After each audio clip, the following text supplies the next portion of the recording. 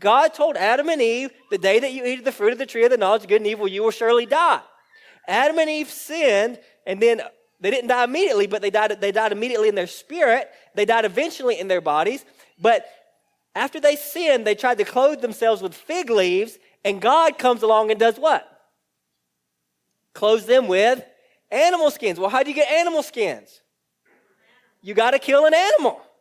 It took what to cover their sin? Blood, the shedding of blood. It's always been that way. From the very beginning, to atone for our guilt, to cover our sin in the sight of God requires the shedding of blood. Now, we'll try to do some other things to cover our sin. We'll wrap ourselves in the fig leaves of the world, of binging Netflix, right, of scrolling on a screen, of making more money, of getting in another relationship. We'll try to cover our sin in 10,000 different ways, but only the blood of Jesus can cover our sin.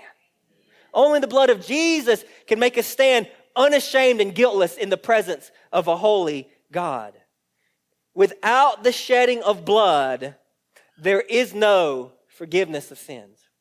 You know, it's interesting because in the modern era, there's been a whole movement, even among scholars, more liberal-leaning scholars today, that they don't want to talk about the blood. They don't like the blood. That's pagan. That's ancient. We don't have to worry about the blood. But I'm telling you, without the blood of Jesus, you cannot be saved. Without the shedding of blood, there is no forgiveness of sins.